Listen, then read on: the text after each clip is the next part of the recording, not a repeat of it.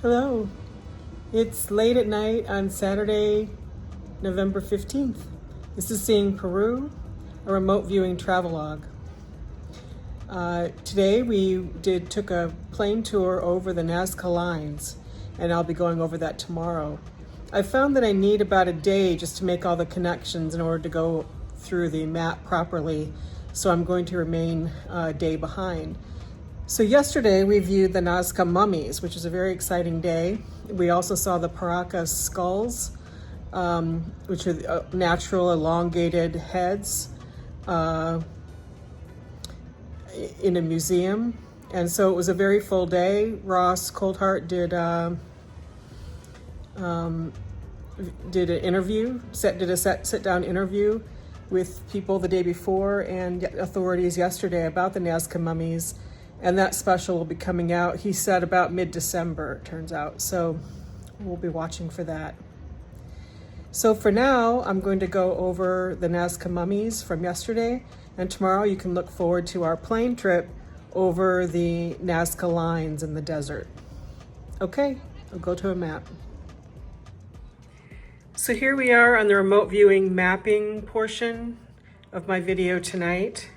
I'll give you an overview for my remote viewing friends that like to see the whole map, as we call it. So this is how the remote viewing data shows up using Bertie Jaworski's transdimensional mapping method. So here we go.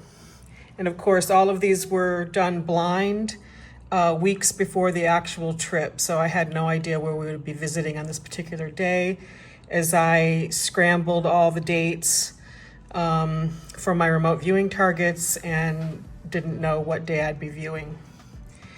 Okay, so there was much speculation in our group about who this gentleman was at the beginning, and I've concluded that it's our logistics director, Gustavo. He was surprised. You'll see that in the data there, it says he was a bit surprised. He was a bit rough. We were in such a tight schedule yesterday because of seeing the Nazca mummies that we actually ran into a food court mall in order to get our lunch and had to run out, and he was herding us cats, trying to get us back into the bus. So he was a little abrupt. He was waiting for us and a bit surprised. The reason he was surprised is he's been in Peru for many years, runs tours here, but he had never had an appointment with the Nazca mummies.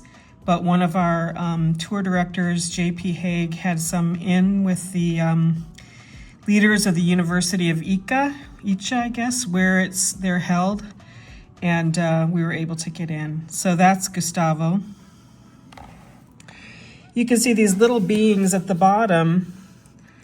I believe it could describe us and the bus kind of going to the events in a way, but mostly I think that describes the little mummies themselves, and I'll insert some pictures later on.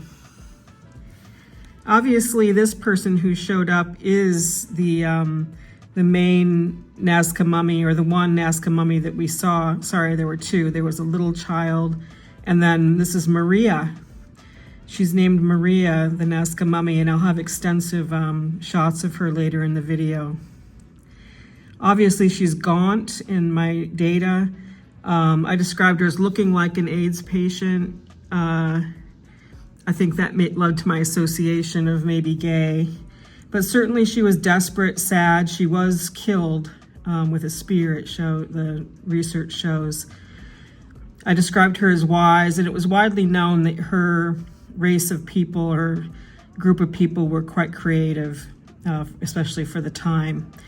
They lived between 2,000 and 3,000 years old. There's some speculation they could be older, but generally now it's thought of as 2,000 to 3,000 years old. And there have been extensive MRI scans, different types of scans on the bodies. There are three different groups of the Nazca mummies, and she belongs to what's called the humanoid group, and they're tridactyl, so they have three long fingers and three long toes, which I'll show you in the video. And they often have a metal implant. They have naturally large, very large heads, elongated heads. And the scans have shown that they're not manipulated. They do not seem to be put together, pieced together by other beings. The capillaries are there. The tendons are there. All the tissues appear to be intact, and there aren't any, lots of surgeons have gone over it, and there aren't any signs of manipulation at all. So that was pretty exciting to see. There's a lot of controversy about it, though. The Peruvian government does not want, how can I say it? They want control of the mummies. And in fact, I was going to say that's why this person showed up as surprised, because we were on the bus and they move these bodies around. They move the mummies around all the time so that the government can't seize them from the university. And so we had one destination to meet Ross and to meet the others and to go see the mummies. But then at the last minute, they said, no, it's at this other location. So he actually announced on the bus, oh, we have a surprise. We're going 5 minutes away to this other location. So that's how I knew that this person was Gustavo. Although, yeah, he looks a little bit different than that, but. Okay, this bird head, my description of that was just close examination, really focusing, looking down, and looking at the little beings and witnessing. So definitely that's the action of us all together looking at these mummies. We were supposed to go to another museum to see more elongated skulls, but we were just a couple minutes late getting in, so we actually went to a textile museum. And so I've got this llama here, right? But the textile museum, they used llama hair for the textiles. So I'm pretty sure that's a reference to the textile museum that we ended up going to. I'll say a little bit about what's called the Paracas skulls. They're around the same period, a little bit newer, they think, the Paracas skulls. They're natural. There's some tradition where they bound the heads and created the elongated heads, but there are also natural elongated heads. And you can tell that because the hole in the bottom of the head casing is farther back in order to balance the elongated head. And you can't fake that, and you can't manipulate that just by binding the head and forcing it to go in tall and thin. So there's lots of reasons to believe that there is a race of beings who are actually related by DNA to another race of elongated skull beings that are around the Baltic Sea.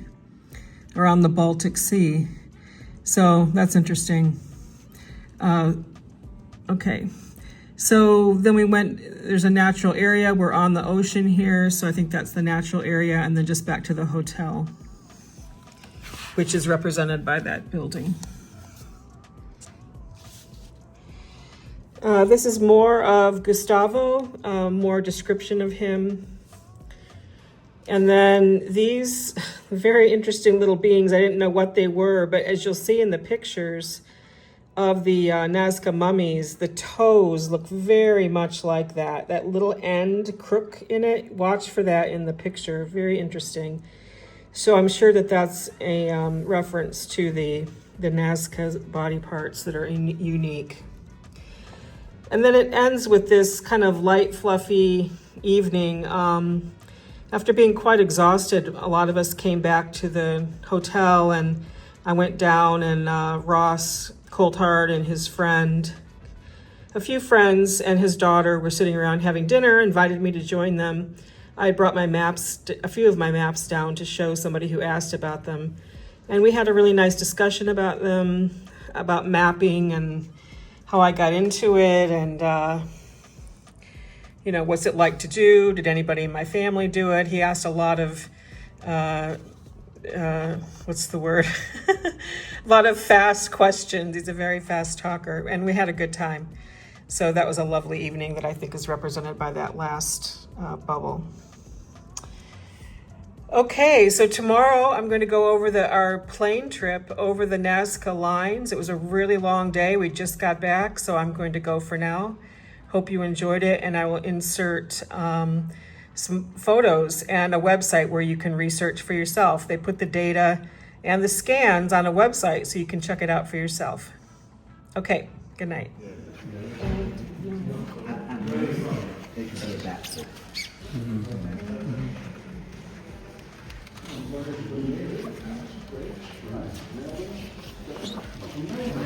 The best proof of strange existence. Exactly.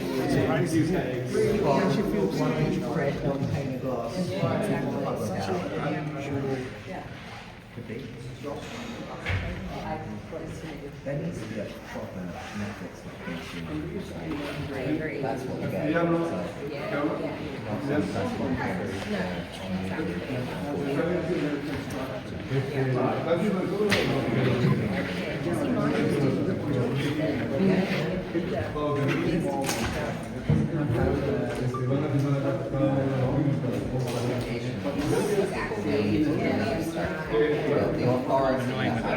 I mean, I got some pictures already. You got some other markets. This one is this one here. Yeah,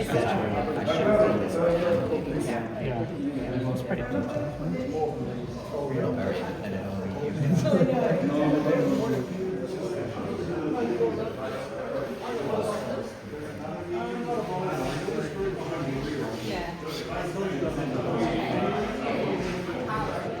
Everything has to be based on facts.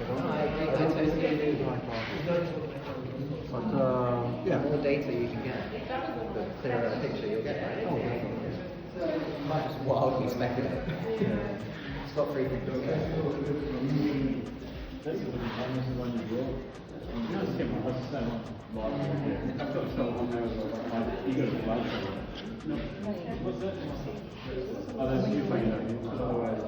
Yeah, looks like it.